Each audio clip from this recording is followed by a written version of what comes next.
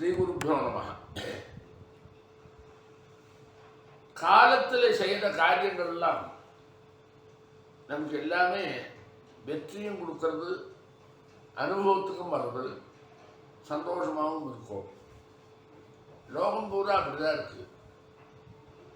பள்ளிக்கூடத்துக்கு ஒரு காலம், ஆபீஸுக்கு ஒரு காலம், சாப்பிட்றதுக்கு ஒரு காலம், விளையாடுறதுக்கு ஒரு காலம், இப்படியெல்லாம் நாம் ஒரு காலத்தை குறிப்பிட்டு தான் ஆரம்பிப்போமே தவிர எப்போ கிடச்சோம் எப்போ செய்வோம்ங்கிற மாதிரி ஒரு அசட்டத்தனத்தை நாம் கடைபிடிச்சதே இல்லை. அப்போ எல்லாத்துக்கும் ஒரு காலம் நிச்சயம் பண்ணி வச்சுருக்கோம். அந்த காலத்தில் அது முடிக்கிறதுங்கிறது ரெண்டு கோணம். ஒன்று அந்த காலத்து அது இருக்குங்கிறதுனால மற்றதெல்லாம் செய்யாததுனால ஒவ்வொரு காலத்திலையும் அதாவது கர்மாக்கள் சம்பூர்ண பலனை கொடுக்குற மாதிரி அந்த கால நிர்ணயம் நமக்கு சப்போர்ட் பண்ணுது. அப்படி இருக்கு. ஒன்று செய்யக்கூடிய காரியங்கள்லேயே பல பிரயோஜனம் இருக்கு. சாரீரகமான உழைப்பில் பண்ணுற போது அந்த உழைப்பு சரீரத்தில் இருக்கக்கூடியதான எல்லா உருப்படிகளுக்கும் அதே சமயத்தில் இரத்த ஓட்டத்துக்கும் மைண்டுக்கும் எல்லாத்துக்கும் ஒரு வேலை கிடைக்கிறது. அது செயல்பட்டு கொண்டே இருக்கிற போது அதனுடைய தரன் பெருசாகிறது. அதே மாதிரி மானசிகமான பிரவೃத்தியில் ஈடுபட்டோம்னா மனசு தெளிவடைகிறது, மனசு சிந்தனை திறனை பெறது, இப்படி எல்லாம் கூட நமக்கு அனுபவத்தில் உண்டு. இது எல்லாத்தையும் வெளிப்படையாக நாம் விசாரிக்கிறதுன்னு போகாமல் ஏனோ தானோ சாப்பிட்றது, வேலை செய்கிறது, பண்ணுறது அப்படின்னு அதை ஒரு அலட்சிய பாவத்தில் தான் பார்க்கணும். இப்படி ஒன்று நினச்சிப்பாரு. நீ சொல்ற என்ன சொல்ற? அச்சுதாய நமஹா சொல்ற. இது வெறும் வார்த்தை. வேதம் சொல்றேன். வேதத்துக்கு தனி ஒரு தகுதி இருக்கு. என்ன தகுதி இருக்கு? ஸ்வரம் இருக்கு, அக்ஷரத்தினுடைய சௌஷ்டவம் இருக்கு, ஆணுபூர்வி இருக்கு. இதெல்லாம் எதிர்ச்சியாக ஏற்பட்ட விஷயம் அல்ல. அந்த சப்தத்திலிருந்து வெளிவரக்கூடியதான அர்த்தபுஷ்டி, அர்த்தத்தினுடைய பெருமைக்கும் அதனால நமக்கு கிடைக்கக்கூடிய பலனுக்கும் காரணமாகத்தான் இந்த ஸ்வரத்தையும் அக்ஷர சௌஷ்டவத்தையும் ஆணுபூர்வியையும் நிர்ணயம் பண்ணியிருக்கே தவிர ஏனோ தானோ வந்தது அது அப்படின்னு அர்த்தம் இல்லை. அப்போ இந்த மூணும் நாம் எப்படி பயன்படுத்துகிறோம்னா உச்சாரண விதையா அந்த மந்திரத்தை பயன்படுத்துகிறோம். ஆமாம், உச்சாரணங்கிற சப்தத்துக்கு உடம்புக்குள்ளுக்குள்ளே இருக்கிற காற்று எந்தெந்த அக்ஷரத்தை எப்படி எப்படி உச்சாரணம் பண்ணுறோம்னு சொல்லும்போது அந்த காற்று அந்தந்த அங்கங்களை தொட்டு வெளியில் வருது. அப்படி தொட்டு வெளியில் வரும்போது காற்று அந்தந்த அங்கங்களை டச் பண்ணுறது, அழுத்தி டச் பண்ணுறது, மொள்ள டச் பண்ணுறது, பலவிதமான அங்கங்களை டச் பண்ணுறது, இதெல்லாம் பண்ணி வருது. அப்படி பண்ணி வருவது நீ சொல்கிற வேடம் இருக்க அதனுடைய எழுத்து, அதனுடைய ஆணுபூர்வி, அதனுடைய ஸ்வரம், இதெல்லாம் வெளியில் தெரியும்படியாதான் இந்த காற்று நம்ம சரீரத்தில் இருக்கிற அங்கங்களை பட்டு அப்படி வெளியில் வருது. அப்படி பட்டு வெளியில் வருவதுதான் அந்த மந்திரோச்சாரணம் நம்ம காதில் அழகாக விழுது. இந்த வேளையில் சரீரத்தில் என்ன நடக்கிறது, மனசு என்ன செய்யறது அப்படின்னு நீ ஒரு தினமே கவனிச்சுப்பாரு. மனசு என்ன செய்யும் தெரியுமோ, அந்த மந்திரத்திலேயே நினைச்சுட்டு இருக்கும். அப்போ பாக்கியமான எந்த விதமான வேலையிலையும் அது ஈடுபடாமல் மந்திரத்தினுடைய ஆணுபூர்வி, ஸ்வரம், அக்ஷர சௌஷ்டவத்தை நினைச்சு கொண்டே இருக்கும். அதில் மட்டும்தான் நினைப்பு. அது வேற எங்கேயும் மனசு போகாது. அப்படி ஒரு ஏகாகிரத்தில் உண்டி போயிடும். அது இந்த காற்று ப்ராப்பரா நம்முடைய முயற்சியில அந்தந்த இடத்துல வரும்போது அந்தந்த இடமெல்லாம் சலனம். சலனமானா நம்ம சரீரம் பூரா நரம்பினால எல்லா இடத்துலையும் எல்லா பந்தம் பண்ணப்பட்டிருக்கு. எல்லா இந்திரியத்துக்கும் எல்லா இடத்துலையும் மூளை வரைக்கும் நரம்பினுடைய சம்பந்தம் எல்லா இடத்துலையும் உண்டு. நரம்பில் சப்தம் போகிறது, ஜலம் போகிறது, காற்று போகிறது, ரத்தம் போகிறது, எல்லாம் போகிறது. நிறைய சின்னது பெருசு நரம்பு ஜாஸ்தி இருக்கு. இந்த ஆறு பூர்வியில நீ சப்தம் பண்ற போது ஒரே அடியா அந்த நரம்புகளுக்கெல்லாம் வேலை இருக்கும். ஒன்றும் அதிகமாகாது, ஒன்றும் குறையாது, ஒன்றும் இருக்காது. ஆமா, அந்த வேலை இருக்கிற போது அந்த ஆக்ஷன் இருக்க அது ரத்தத்தினுடைய போக்குக்கு, சப்தியினுடைய போக்குக்கு, சரீரத்தில் இந்திரியங்களுடைய போக்குக்கு தகுந்த மாதிரி திருப்பி திருப்பி அசைவை கொடுத்துக்கிட்டே இருக்கும்போது அந்த அசைவனால ஏற்படுற ஒரு விசேஷம் இருக்கு பாரு, அது என்ன ஆகுது? சரீரத்தில் இருக்கிற அத்தனை இந்திரியத்துக்கும் என்னத்தை கொடுக்கறது? நல்ல சக்தியை ஊட்டுறது. அதோடு இல்லாமல் திரும்ப திரும்ப திரும்ப பண்ற போது உள்ளுக்குள்ள ஒரு சூடு உற்பத்தி ஆகும், அக்னி. அது பித்தம். அந்த பித்தம் உற்பத்தி ஆச்சுன்னா உற்பத்தமான பித்தம் அந்தந்த இடங்களில் போய் பித்தாததே அக்னி. அக்னியும் பித்தமும் ஒண்ணுதான். அந்த அக்னி உண்ட உணவை ஜீரணம் பண்ணி கொடுத்து எல்லாம் பண்றது. எதுக்கு நான் இப்படி சொன்னேன்னா, உனக்கெல்லாம் வேடிக்கையா இருக்கும். ஏதோ பழைய காலத்து வேதத்தை படிச்சுட்டு நீ பெருசா சயின்ஸை சொல்றேன்னு நினைக்கிறேன். இதுதான் சயின்ஸ், ஒன்றுது இல்லை. எடுத்து பாரு புஸ்தகத்தை, வியாக்கரண புஸ்தகத்தை எடுத்து பார்த்தேன்னா எந்தெந்த இடங்கள்ல எந்தெந்த காத்து தென்பட்டு இன்னும் குறிப்பிட்ட அக்ஷர வடிவில் உன் காதில் விழுறதுன்னு சொல்லியிருக்கு. நீ முயற்சி பண்ணல, நீ ஏதோ பாশ্চাত্য பாஷையை படிச்சுவிட்டு அதுக்கு இதுக்கும் சம்பந்தம் இல்லாததுனால நாக்குக்கும் உதட்டுக்கும் சம்பந்தம் இல்லாத பேசிட்டு இருக்கிற பாஷையில் இருக்கே. நீ எல்லா விதமான இந்திரியங்களையும் தொட்ட பாஷை சமைக்கிறது ஒண்ணுதான். ஆமா, அந்த எழுத்து இருக்கு பாரு, ஒவ்வொரு எழுத்தும் பின்னமான எழுத்து, பின்னமான நாதம், பின்னமான உச்சாரணம், பின்னமான செயல்பாடு. அத்தனையும் நம்முடைய சரீரத்துக்கு ஆரோக்கியத்துக்கு பயன்படுறது. அதனால சரீரத்தை ஆரோக்கியமாக வச்சுக்கிறதுக்கே வேறபாரானம் பயன்படும். இப்படி எல்லாம் உண்டு. அதனால்தான் அக்ஷர சமாநாயத்தை படிக்கிற போது ஸ்தான பிரயத்தனம், ஸ்தானம் பிரயத்தனம் செயல்பாடு, அது ரெண்டும் உண்டு. பாஷ்ய பிரயத்தனம், ஆபியந்தர பிரயத்தனம், ஸ்தானம் அகு விசர்ஜனையா நான் கண்டார். அதெல்லாம் எடுத்துட்டு போனா இன்னைக்கு ஒரு பெரிய கிளாஸே ஆயிடும். உனக்கு ஒரு வேலை வேண்டாமா அந்த புத்தகத்தை பார்க்கறதுக்கு? பாரு. அப்போ சும்மா உட்கார்ந்து நீ வேதத்தையும் சொல்லிட்டு இருந்தா கூட அந்த வேதம் சரீர ஆரோக்கியத்தை காப்பாற்றுறதுக்கு வேண்டியதான செயல்பாடை கொடுத்து உன் சரீரத்தை ஆரோக்கியமா வச்சுக்கிறதுக்கு காரணமா இருக்கும். இப்ப சொல்றாங்க எல்லாத்துக்கும் காலம் இருக்கு இல்லையா? சந்தியாவந்தனம்ன்றது என்ன காலம்? சந்தியா காலம்.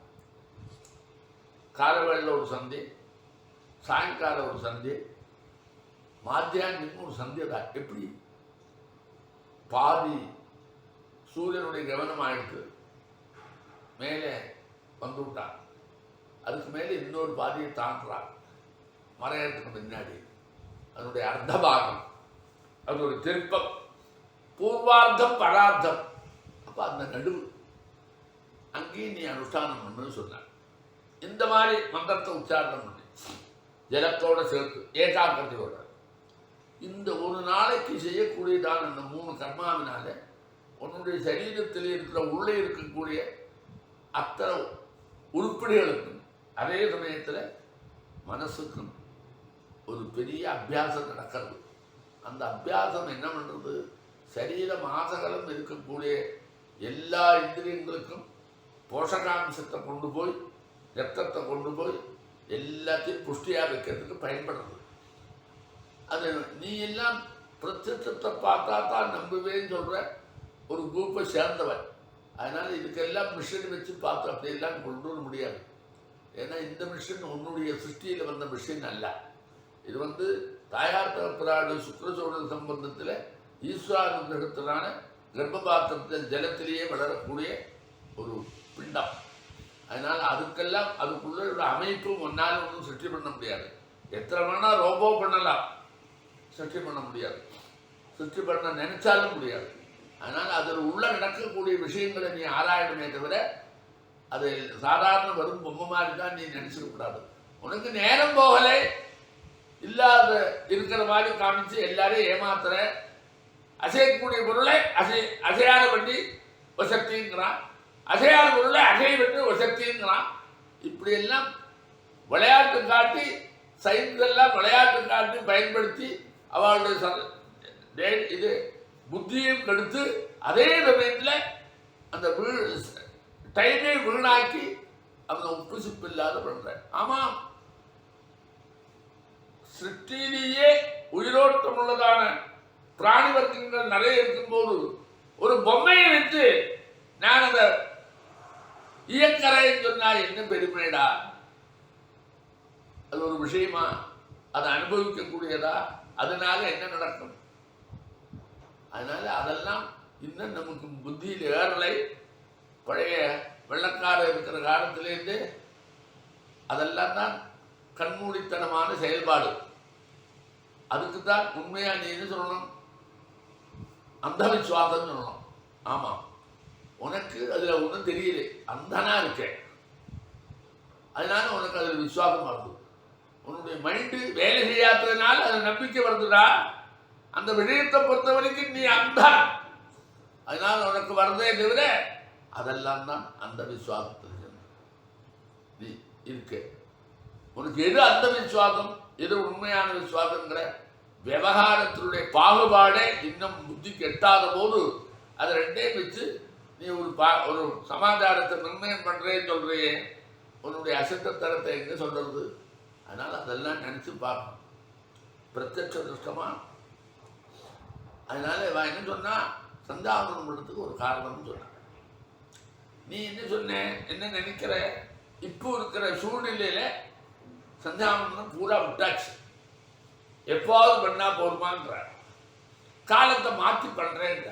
பாக்கி சர்வ விஷயங்களையும் காலத்தோடு ஒட்டு பண்ணுதான் ஒன்றத்தின்னு உம்பாயே சொல்லறது. ஆனா சந்தாவனம் வரும்போது பண்ணினா அப்புறம் பண்ணினா போறது, அது என்ன பெரிய விஷயம் அப்படிங்கிற முடிவெடுக்கிறேன். 2 விதமான முடிவு உங்கள்கிட்டயே வருது. ஒரே ஒரு டாக்டர்லேருந்து 2 விதமான முடிவு. ஒன்றுக்கு சாப்பிட்ற டைம் ஆகிடுச்சு, என்ன சாப்பாடு கொடுக்குற. இன்னொருக்கு குடிக்கிறதுக்கு டைம் ஆச்சுங்கிற, படிக்கிறதுக்கு டைம் ஆச்சுங்கிற, அப்படின்னு டைம் ஆச்சுங்கிற, சந்தாவனத்துக்கு டைம் ஆச்சுன்னு சொல்லலையே நீ. அவர் சொல்றார், சந்தியா காலங்கிறது தாத்பரியம் என்ன தெரியுமோ? இத்தனை நேரம் தூங்கி இழப்பானதுக்கு அப்புறம் நீ எழுந்திருந்தா சுறுசுறுப்பா வேலை செய்யறதுக்கு பிராத சந்தியா.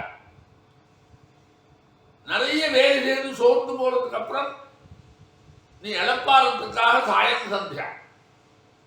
மத்தியான ஆகாரம் சாப்பிட்டது ஜீர்ணமாகறதுக்காக மாத்தியானிகள் 3 மணி. அவர் நமக்கு சொல்றார், நமக்கு என்னெல்லாம் ஜீவிதத்தில் வேணுமோ அதெல்லாம் காலத்தை தவறி அகாலத்தில் நீ பண்ணினா அதெல்லாம் நீ இழக்கிறேங்கிறார். எதெல்லாம் நம்ம ஜீவிதத்துக்கு தேவைப்படுறதோ நிச்சயமா இன்றியமையாதது அதெல்லாம் நீ இழக்கிற இந்த செயல்பாட்டினால. எந்த செயல்பாட்டினால? சுருக்கமா சொல்ற, நீ எல்லாத்தையும் கேட்க மாட்டே. சத்வாரி கோர ரூபாணி சந்தியா காலே பரித்தியஜே. கோரமான உருவம், பிரியப்படாத காட்சி, அறிவறுக்கத்தட்ட காட்சி, அவன்னிய கொடுக்கிற காட்சி, பயத்தை உண்டு பண்ற காட்சி. சந்தியா காலத்தில் என்னெல்லாம்? ஆகாரம், மைதுனம், நித்ராம், சுவாத்தியாயஞ்ச விவர்தே. சந்தியா காலத்தில் ஆகாரம் பண்ணப்படாது. ஏன் தெரியுமா? பகல் முடிச்சு கொடுத்து அதுல பரிசிரமப்பட்டு சோர்ந்து இருக்கிற வேலை, அந்த வேலையில் ஆகாரம் போனா சரியா ஜீர்ணமாகாது. அதனால ஆகாரம் அந்த வேலை அல்ல, ஆகார வேலை அல்ல. மைதுனம், பொண்டாட்டியை பார்த்த உடனே அப்பவே சங்கமம் பண்ணி விடுறது தப்பு. அந்த சங்கமம் அவளுடைய 2 பேருடைய சரீரத்துக்கும் போதுமான திருப்தியும் கொடுக்காது. கேவலம் ஆசை நிறைவேற்றுற மாதிரி, எந்திரம் மாதிரி இருக்கும். நித்ரா உறங்கிறதுக்குள்ளதல்ல. சந்தியா காலத்துக்கு அப்புறம் ராத்திரி வந்தால் தான் உறங்கலாம். காத்தால சந்தியா காலத்தில் உறங்கப்படாது. காத்தால சந்தியா காலத்துக்கு முன்னாடி நீ எழுந்திருக்கணும், உறங்கப்படாது. சாயம் சந்தியா காலத்தில் தூங்கப்படாது. 2 சந்தியா காலத்திலே உறக்கம் இருக்கப்படாது. ஆமா, நித்ரா எல்லா இந்திரியங்களும் அமைதி எடுத்துக்கப்படாது. எல்லா இந்திரியங்களும் ஓய்வெடுக்கப்படாது. அதுதான் நித்ரை. எல்லா இந்திரியங்களும் கால வேளையிலையும் சாயங்கால வேளையிலையும் ஓய்வெடுக்கப்படாது. அந்த ஓய்வு கொடுக்கிறது தான் நித்ரை. அந்த நித்ரை 2 காலத்திலையும் வர்ஜனம். சந்தியா காலத்தில் சூரியனுடைய ஆரம்ப காலம், உதிச்சு வர காலம், சூரியன் அஸ்தமிக்கிற காலம். இப்போ கால வைசிஷ்டத்தில் இந்த 2 நேரமும் ஆகாரம் நீ பண்ணப்படாது, மைதுனம் பண்ணப்படாது, தூங்கப்படாது. இப்பதான் நான் படிக்கிறேன் அப்படின்னு அன்னைக்கு செய்ய வேண்டிய சுவாத்தியாயத்தை அந்த சந்தியா காலம்னு சொல்றேன். நன்னா இருக்கு, எனக்கு அப்பதான் டைம் கிடைச்சது. பல இடங்கள்ல போய் சம்பாதிக்கிறது போயிட்டு வந்தேன், இப்ப நான் கரெக்டா இருக்கேன் அப்படின்னு பண்ணப்படாது. நல்லது கெட்டதுங்கிற சித்தத்தே அல்ல. அந்த வேளையில அந்த முயற்சி உன்னுடைய சரீரத்துக்கும் உன்னுடைய ஆயுசுக்கும் விருத்தமானது. ஆமா அப்படின்னு 4 சுட்டி காட்டுது. 4 சுட்டி காட்டுதா நாம அப்படி பண்ணா என்ன வந்துவிடும் அப்படிதான் சின்ன பொழுது மாதிரி தான் ரொம்ப பெரிய மக்கள்லாம் கேட்கிறான். சாப்பிடா என்ன வந்துவிடும்? இந்த மாதிரி ஒரு அசட்டுத்தனமான கேள்வியை கேட்கறதுக்கு இந்த பிராமணனுக்கு சக்தி இருக்கு. ஏன்? அதுல என்ன நன்மை அப்படி இல்லை, அதுல என்ன தீமை? அது இல்லாமல் பண்ணதுக்கு ஆல்டர்னேட் இருக்கான்னு தேடுற புத்தி போறதே தவிர அதை செய்யறோம் என்கிறதான அந்த வினயம் பிராமணன் கிட்ட லெவல் ஏறதில்லை. தன்னை பிராமணன் சொல்லிக்கிட்டா எப்படிதான் வரும்? பார்க்கிறோமே, ஒரு ஜபம்னு போனா வினயம் இல்லை, ஒரு ஹோமம்னு போனா வினயம் இல்லை. நம்மள்ட வினயம் நம்ம விட்டு வெளியில் போயிடுச்சு. ஒரு அடக்கம், ஒடுக்கம், ஒரு க்ஷமை, பொறுமை, ஒழுக்கம், இதெல்லாம் பிராமணங்கிட்ட இருக்க வேண்டியது.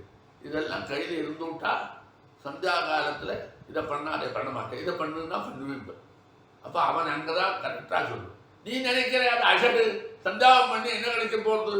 லோகத்தில் பிராமண எதிராளெல்லாம் சந்தியாவந்தனமா பண்றான். அவள்லாம் ஆஹா எப்படி எல்லாம் இருக்கா, வெளியூர்லேயே அங்கேயும் இங்கேயும் அலைஞ்சிருந்து நல்ல பொண்ணை கல்யாணம் பண்ணிட்டு அளவோட குழந்தையை கற்றுக்கிண்டு சௌக்கியமா எப்படி இருக்கா. அதனால இதெல்லாம் உபயோகம் இல்லை அப்படிங்கிற புத்தி பிராமணனுக்கு வந்திருக்கு. ஏன்? வேத வாசனை இல்லை பல தலைமுறையா, அனுஷ்டானம் இல்லை பல தலைமுறையா, தனோபார்த்தன உபாயமா வேதத்தையும் சாஸ்திரத்தையும் பயன்படுத்துறார். அப்ப அவனுக்கு இந்த புத்தி அப்படிதான் வரும். இன்னொன்னு என்ன சொல்றாரு தெரியுமா? அடுத்தபடியா நித்ரா உறங்கப்படாது, சுவாத்தியாயம் நானே விடுனா நானே பண்ணிட்டு கொண்டா. நம்ம இப்போ எதெல்லாம் தர்மசாஸ்திரம் உன்னுடைய ஆரோக்கியத்துக்கும் உன்னுடைய பெருமைக்கும் நீ இதை கடைபிடியை சொல்லும் போது அந்த நாளே நாசம் பண்றோம். ஆகாரம் சந்தியா காலத்துல எல்லாம் திருப்பி போடுறான். எத்தனை கல்யாணம் பாரு சந்தியா காலத்துல போடுறான், சாப்பிடுறான். சந்தியா காலத்துல உபன்யாசத்துக்கு போறான், சந்தியா காலத்துல உட்கார்ந்து பேசுறான். அவனும் பெரிய ஞானிங்கிறான். அவனும் சந்தியாவந்தத்தை விட்டு விட்டான் பொறுத்தாருக்காக. சந்தியாவந்தத்தோடு பெருசுப்பா நமக்கு ஜீவனத்துக்கு தேவையான தனார்த்தனம் பண்ணியாச்சுங்கிறான், அப்புறம் பண்ணுவேங்கிறான். என்ன சொன்னா காலத்தை மீறி எப்படி பண்ணாலும் அவனும் அதை அனுஷ்டானம் பண்றதுக்கு தயாரா இல்லை. அவன் வரைக்கும் அந்த சந்தியா காலத்தில் எதை விடுவு சொன்னாலும் அதை பண்றான். அதனால சந்தியா காலத்தில் ஆகாரம் உட்கொள்ளப்படாது. ஆகாரத்தை பண்ணிக்கிட்டே இருக்கோம் நிரந்தரமா. சந்தியா காலத்துல பண்றோம். மைதனமும் நடக்கிறது. ஆமா, வண்டிக்கு போறான்னா நடந்து விடுறது. அதுவும் இவன் விட்டு வைக்கலை. நித்ரா உறங்குறானே, என்ன தூங்குறான்? ராத்திரி பூரா வேலை செய்யறான்னா இப்போ 12 மணிக்கு மறுபடியும் போனோம். அதனால நான் தான் படுத்து தூங்க சொல்லி அப்போ அவன் என்ன தீர்மானத்துக்கு வந்து விட்டான்? என்னுடைய சரீர ஆரோக்கியமோ என்னுடைய இந்திரியங்களுடைய ஸ்பூர்த்தியோ என்னுடைய மனசனுடைய தொழுவோ எனக்கு வேண்டாம். அங்க வேலை செய்ய போறதுக்கு இந்த எந்திரம் போகலாம், உயிரோட்டம் உள்ள எந்திரம் போய் சம்பாதிச்சுட்டு வரணும். அப்படிதான் அவன் நினைக்கிறான். அவனுக்கே சொல்ல தெரியல, என் புள்ள ஆரோக்கியமா இருக்க வேண்டாமா, கஷ்டம் அதெல்லாம் தெரியல. இல்லை, பத்தனை நேரம் ராத்திரி பூரா தூங்கிட்டு வந்தான். பகல் ஏதோ காரியம்னு போயிட்டான், சாப்பிட்டா தூங்கலைன்னா நைட் டியூட்டி போக முடியாது, சந்தியா காலத்தில் தூங்குறான். அத்தனையும் பண்ணுறோம். சுவாத்தியாயம் பாரு, சொல்றேன் பாரு.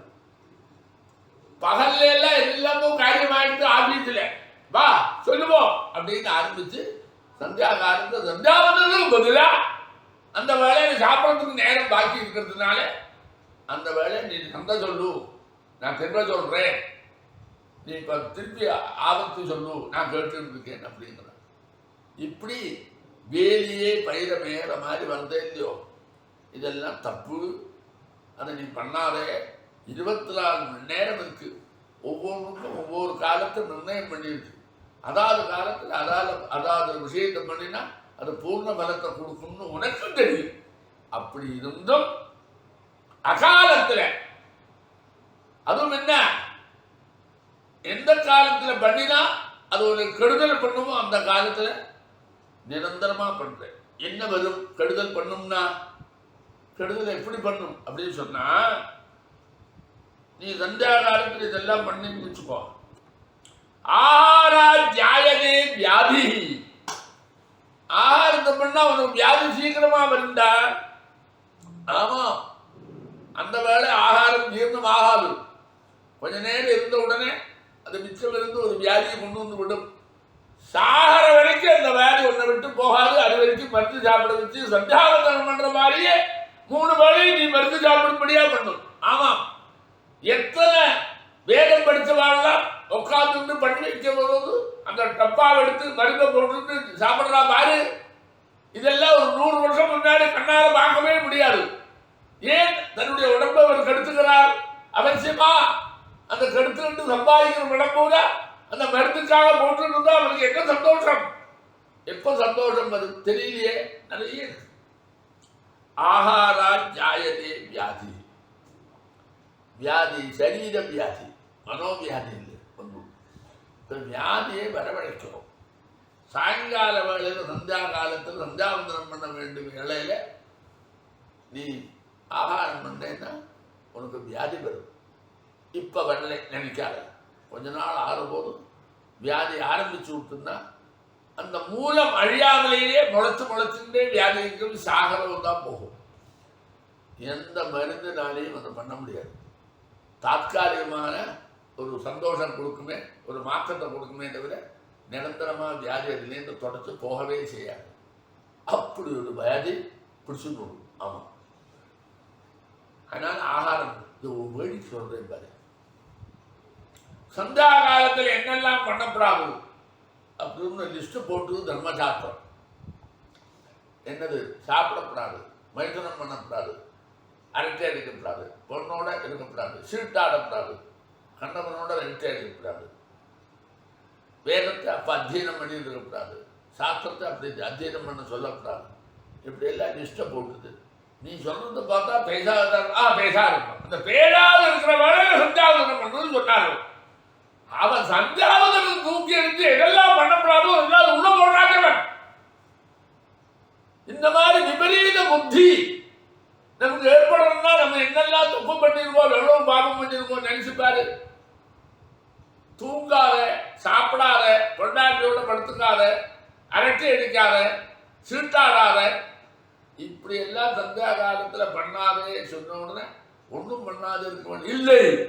சந்தியாவந்தனத்தை பண்ண, அதை ஃபில்லப் பண்ண அந்த வேலை அப்படின்னு சொல்லி கொடுத்த உடனே அவன் கட்டிக்காரத்தனமா என்ன பண்ணான் தெரியுமா? சந்தியாவந்தனத்தை தூக்கி எறிஞ்சு பாக்கி எல்லாத்தையும் உள்ள இருந்து போட்டுருந்தான்.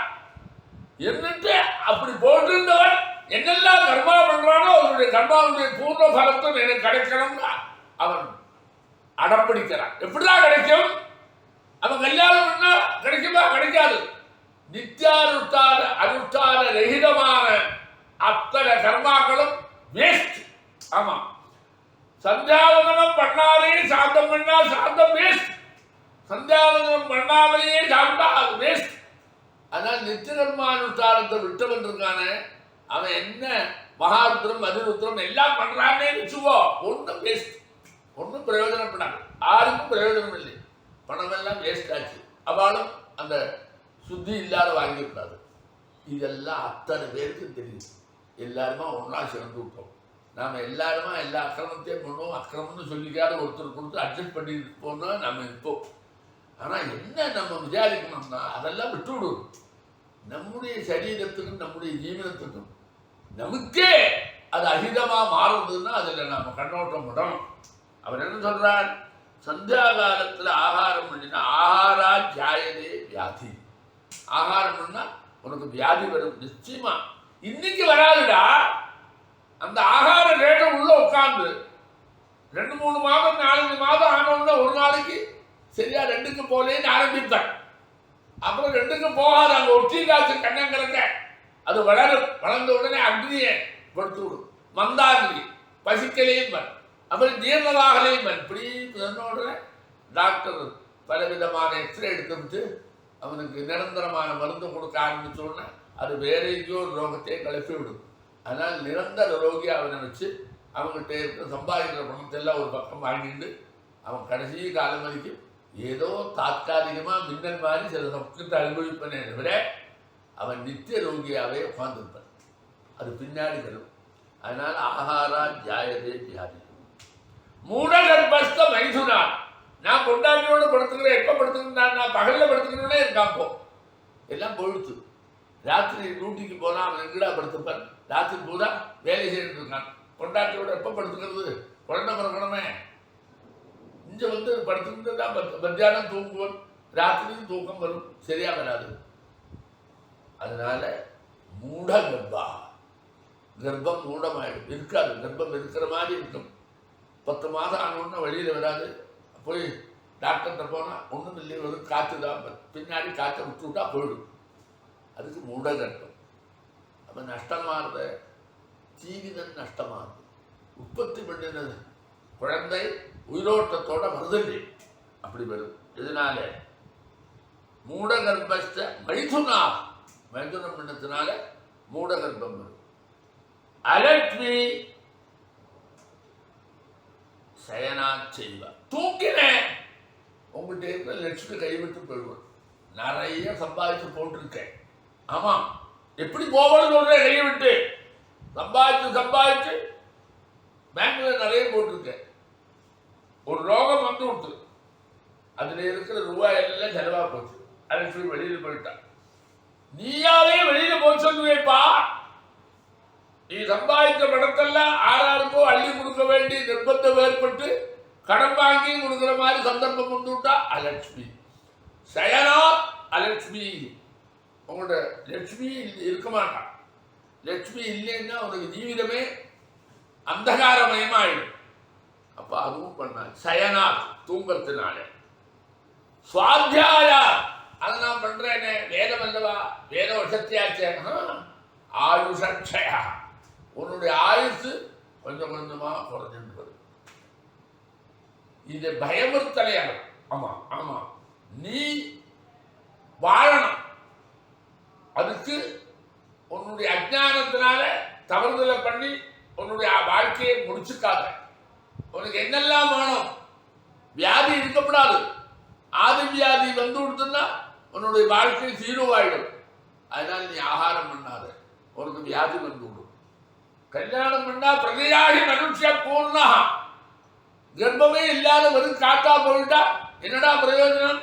2 பேருக்கும் பரஸ்பரம் அபிப்பிராய பேதம் வந்த உடனே இந்த பொண்ணும் குழந்தை பிறக்காது, தெரியாதனமா பண்ணிட்டு இருக்கு. இந்த பிள்ளைக்கு விதையில சக்தி இல்லை, இதை போய் பண்ணிட்டு இருக்காங்க. அப்படியே 2 பேரும் திரும்பி போய் 2 பேரும் டைவோர்ஸ் பண்ணி 2 பேரும் புது டைவோர்ஸ் எடுத்து போயிடும். வேணாமா? மூடகர்ப்பஸ்த. அதனால மைதுனம் அந்த வேலையில பண்ணக்கூடாது. அது மட்டுமா, தூங்குற ஆலசியம் எப்படிதான் வரும்? சுறுசுறுப்பா வேலை செய்யுது, அங்கேருந்து வர்றது சாப்பிட்றதுக்கு முன்னாடி அந்த சந்தியாவந்தத்தை பண்ணிட்டு சாப்பிட உட்காந்து ராத்திரி சாப்பிட்டேன்னா அழகா அவனுக்கு நித்திரையில் சுமந்துட்டா அடுத்த நாளைக்கு சுறுசுறுப்பா அவனுடைய சரீரம் ஆரோக்கியத்தை கட்டியா பிடிச்சிருமே. அதனால அந்த நீ தனமும் கிடைக்குமே. அப்ப நித்திரையினால என்ன கிடைக்கும்? அலட்சுமி, தாரித்யம். பணம் இருந்தும் உபயோகப்படாத போறதுதான் தாரித்யம். ஆமா, பல இடங்கள்ல பணம் இருக்கு, அவனுக்கு ஒன்றும் கிடைக்கல. எங்கேயோ ஒருத்தட்ட கடன் வாங்கி எதையோ வாங்கி சாப்பிட்றான். அவனுக்கு நிறைய பணம் இருக்கு, அவனால முடியல. அப்ப தாரித்திரத்தை அனுபவிப்பேன். நமக்கு வேணுமா? நம்முடைய எய்மே என்னது? பணப்பெய நல்ல படிப்பை படிச்சு நிறைய சம்பாதிக்கணும்னா நம்ம அதுக்கே வேட்டு வச்சு விட்ட தூங்கினா அப்படிதான். அது கடைசியில் என்ன? ஆயுஷாவது இருக்க வேண்டாமா? ஆயுஷை நசிப்பிக்கிறே. பிறந்த பிறப்பினுடைய ஆயுசு போறது, சம்பாதிக்கிற பணம் போறது, கர்ப்பமான பொருளும் பிறக்காது இருக்கு, வியாதியும் வருது. இந்த நாளே நீ சேர்த்து வாங்கி பேப்பா.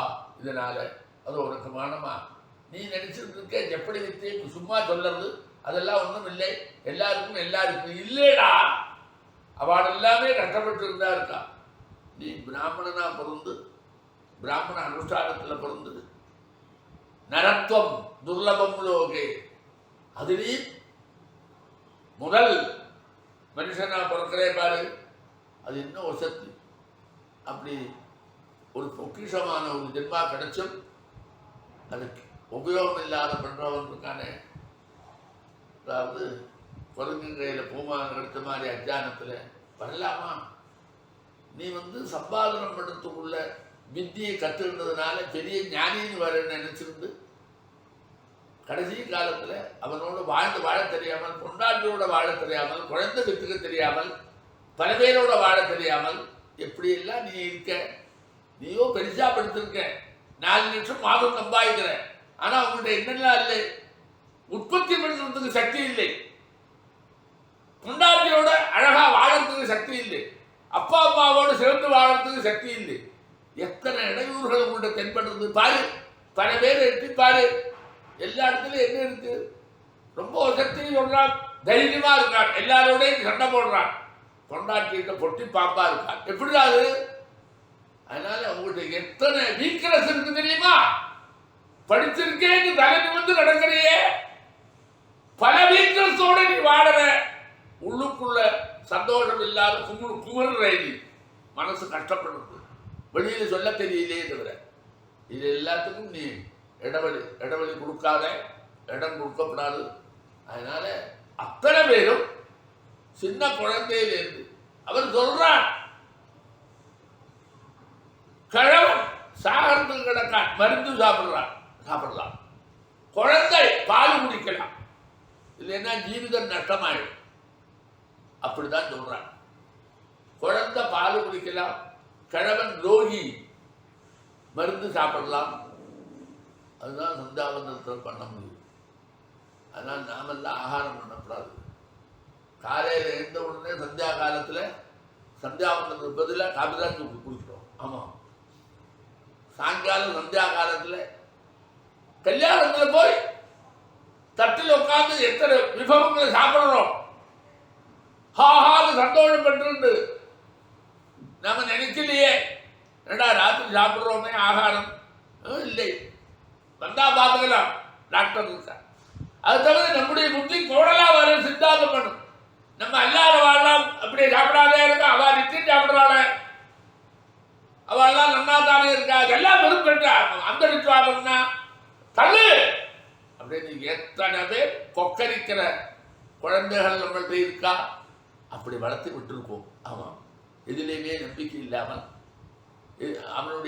அவனுக்கு பிரமாணமே அவன் புத்தி தாண்டா, வேற பிரமாணம் இல்லை, அவன் புத்தி பிரமாணம், அவன் எது சொல்றாலோ கரெக்டு, அவனுடைய முடிவு கரெக்டு அப்படின்னு விருத்தமான சாஸ்திர விருத்தமான முடிவெல்லாம் எடுத்து சொல்ற போது அது எல்லாத்தையும், அதாவது நாமே சாஸ்திரத்தை அழிக்கிறதுக்கு கங்கணம் கட்டிட்டு இருக்கோம். அப்படி ஒரு சூழ்நிலை வந்துவிட்டு எல்லாத்தையும் சேர்த்து போட்டு என்ன போல இருக்கிறவன் கெட்டிக்காரன் தரமா அவனை காப்பாற்றுறதுக்காக காலத்தில் அப்படி வந்து விட்டு என்ன பண்றது, அவன் என்ன பண்ணுவோம் பாவம் அப்படின்னு சொல்ல வைக்கிறேன். இப்படி ஒரு இடையூறு. இன்னொன்று சொல்றேன் பாரு, அவன் சந்தோஷம் இல்லாத வாழ்க்கையை வரும்போது யாரு கவலைப்படுறா? அவன் அப்பா அம்மா கவலைப்படுறா, அவன் கவலைப்படுறான், அண்ணா தம்பிகள் கவலைப்படுறான். இது நிறைய இருக்க. கல்யாணம் பண்ணிட்டு ஆசைப்படி பல பொண்ணை பார்த்து ரொம்ப கரெக்டாக தேடி பிடிச்சி 4-7 பொண்ணை எல்லாம் பார்த்து 4 தடவை பேசி எல்லாம் பிடிச்சி தேடி பிடிச்சி 6 மாதத்துல அவளுடைய மானசிகமான அந்த நெருக்கம் கட்டான உடனே தானா பிரிஞ்சு போறாளேடா. என்ன புத்திடா அவனுக்கு? இவன் 2 வருஷம் 3 வருஷம் அதுக்கு பொண்ணை பார்க்கணுமா? ஒரு 2000 ஜாதகம் பார்க்கணுமா? பொண்ணை பார்த்து பார்த்து பேசிக்கிட்டே இருக்கணுமா? இதுல எல்லாம் அவனால முடிவெடுக்க முடியலையே. அல்பண்டா, பெரிய மனுஷனா எடுக்கலை. கல்யாணம்னா என்ன? அவளோட எதுக்கு வந்திருக்கு? அவளோட சேர்ந்துன்னா விட்டு கொடுக்கப்படாது. டேய் சேர்ந்தாதான் சுகம் சொல்லி அந்த பொண்ணை கல்யாணம் பண்ணியிருந்தேன். இப்போ அவளுக்கு எனக்கு வேண்டாம் கசக்கிறதுங்கிறிய. அப்ப சேராதே நீ இருந்திருக்கலாமே இல்லையோ. அந்த பொண்ணை எது கட்டி போடுற? இதெல்லாம் புத்தியில உதிக்கிறே. ஏன் ஒரு விதமான அனுஷ்டானம் இல்லாமல் அனுஷ்டானம் இல்லாட்டா போகுது. எந்தெந்த காலத்தில் எதிரில பண்ணாமோ அதை பண்ணாமல் எதிரடையா பேசிட்டு அது எல்லாத்தையும் இஷ்டத்துக்கு பண்ணத்தினால உன்னுடைய ஜீவிதத்திலே எத்தனை கஷ்டத்தை அனுபவிக்கிற. நான் உன்னை பயமுறுத்துறதுக்காக சொல்லலை. நாம வாழ பிறந்திருக்கோம், சாக பிறக்கலை. சந்தோஷத்தை அனுபவிக்க பிறந்திருக்கோம். வெறும் தனத்தை சம்பாதிக்க பிறக்கலை, தனத்தை அனுபவிக்க பிறந்திருக்கோம். சொர்க்க சுகத்தை அனுபவிக்க பிறந்திருக்கோம். அந்த அனுபவிக்கிறமான சூழ்நிலைன்னு நம்ம நிட்டோம்னா சில நியமங்கள் எல்லாம் அனுஷ்டானம் பண்ணா தான் பூர்ணமாக நம்மகிட்ட கிடைக்கும். அதுதான் தர்மசாஸ்திரம் சொல்றதை தவிர ஒன்றை கட்டுப்பாடோடு வச்சுக்கிறது தர்மசாஸ்திரத்துடைய வேலை இல்ல. நீ கட்டுப்பாடோடு வச்சுக்க வேண்டாம், நீ சுதந்திரன். ஆனா உன்னுடைய ஜீவனத்தை செழிப்பா வச்சுக்கிறதுக்கு வேண்டியதான இடையூறு எல்லாம் அதை சுட்டி காட்டுறது. அதை நீ புரிஞ்சுக்கணும். அப்படி புரிஞ்சுக்கிட்டா நம்ம குழந்தைகள்லாம்